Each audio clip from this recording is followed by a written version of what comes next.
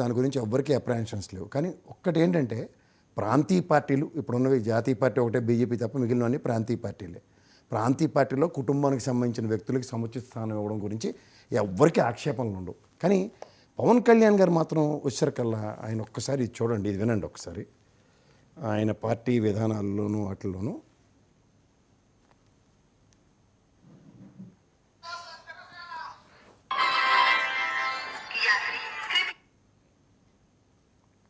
ఒకసారి జనం నుంచి పుట్టాలని జనసేన వాళ్ళ కోసం పని చేయాలి.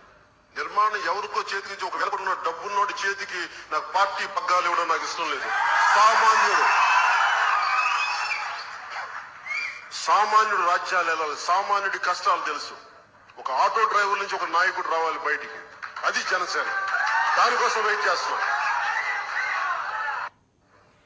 నా బంధువులు నా కుటుంబంలో లేదంటే నాకు తెలిసిన 10 మందిని పెట్టుకుని నిర్మాణం జరపడం నాకు ఇస్తుంది. మీలో నుంచి ఒకడు నాయకుడు రావాలి. చూసారా, ఇది ఆయన చెప్పిన మాట.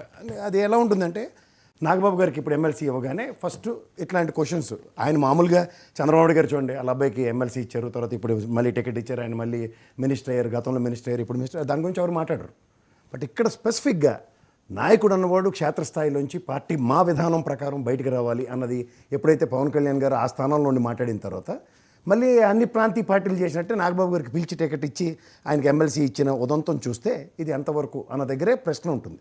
అదర్ దెన్ దట్ ఇందాకలో మన ఆనంద్ సార్ గారు చెప్పినట్టు గ్రేష్మమ్మ ఏమో తను అధికార ప్రతినిధిగా తన స్థాయి పెంచుకుని వాళ్ళ అమ్మగారు ఎవడో టికెట్ వదులుకున్న కొండ్ర మురళి గారి గురించి, బీదార్ రవీంద్ర మా బిట్టా సింగ్ కాంగ్రెస్లో ఉంటాడు, అప్పటిలాగా ఎప్పుడు యూత్ అన్న టైప్లోనే ఆయన కూడా యూత్ ప్రాతిపదిక మీద లోకేష్ గారి బ్యాచ్లోను, ఈ బీటీ నాయుడు గారి సంగతి ఇవన్నీ చూసుకున్న తర్వాత వాళ్ళ గురించి ఎవరు మాట్లాడడం లేదు. బట్ ఇక్కడ స్పెసిఫిక్గా నాగబాబు గారి విషయంలో పవన్ కళ్యాణ్ గారు తీసుకున్న స్టాండ్ కాంట్రడిక్షన్, అంతకన్నా ఇంకేం లేదు. వాళ్ళ కుటుంబంలో అందరూ నాకు ఇప్పుడు రాజకీయ గురువు అయిన ఒక ప్రవచనంలో ఆయన కూడా చెప్పాడు అదే పవన్ కళ్యాణ్ గారు, నాకు రాజకీయాల్లో ఒక గురువుతో సమానం, గురువు స్థానంలో ఉండి మా అన్న నన్ను నడిపించారు, ఇవన్నిటికీ కృతజ్ఞతగా ఆయనకి ఎమ్మెల్సీ ఇచ్చారు. దాని గురించి కూడా మేము మాట్లాడు. కానీ దీనికన్నా ముందు ఆ ప్రవచనాలు దేనికి?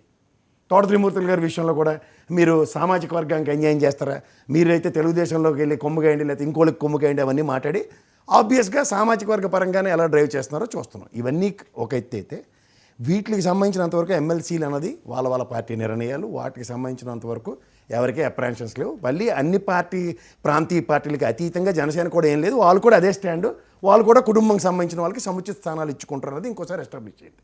అంచేత ఏదైనా మాటలంటే 4 మంచి మాటలు 10 మందికి చెప్పడానికి ఉపయోగపడతాయి మా చాయంటి కోచర్లా గారు, కానీ వాస్తవానికి మాత్రం దగ్గరగా ఏమి ఉండవు రాజకీయ పార్టీలు అన్నది ఇంకోసారి ప్రూవ్ అయింది. మీరు అన్నట్టు బోరగడ్డ అనిల్ వాడికి బెయిల్ వచ్చింది, గౌరవ న్యాయస్థానం ఇచ్చింది, అందులో నేను మీరు కాదు.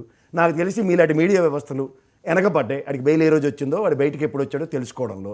ఇవాళ వీళ్ళకి ఏంటంటే పేక మీద కత్తి వచ్చేసరికల్లా వాడికి బెయిల్ వచ్చిందట, రేపు సరెండర్ అవుతాడా ఆవిడ ఏదంటే, sir we're all in the clusters of గౌరవ న్యాయస్థానం.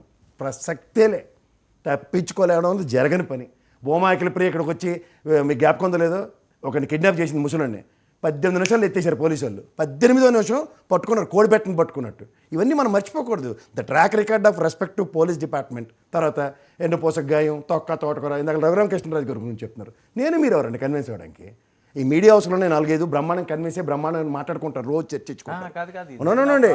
ఆడియో నేను విన్నాను, బోరుగడ్డ అనిల్ మాట్లాడింది, వాడేదో మాట్లాడతారు పరిమాణాలు. దాంట్లో కొట్టారు కడప జైల్లోని, నాకు వెన్నుపోస ఏదో అయిందని. సరే సార్, మీరు ఏదైనా వీడియోలు రఘురామకృష్ణరాజు గారు పార్ట్ 2 అని చెప్పుకోండి. నేను మీరు కాదు సార్, గౌరవ న్యాయస్థానంలో నిలబడి సార్ నన్ను పోలీస్ వ్యవస్థ 3rd డిగ్రీ ఇచ్చి కొట్టారు, లేకపోతే పోలీస్ వ్యవస్థను నాకు ఈ విధంగా ఎంత హ్యూమిలేషన్ జరిగింది అన్నప్పుడు గౌరవ న్యాయస్థానంలో గౌరవ జడ్జి గారు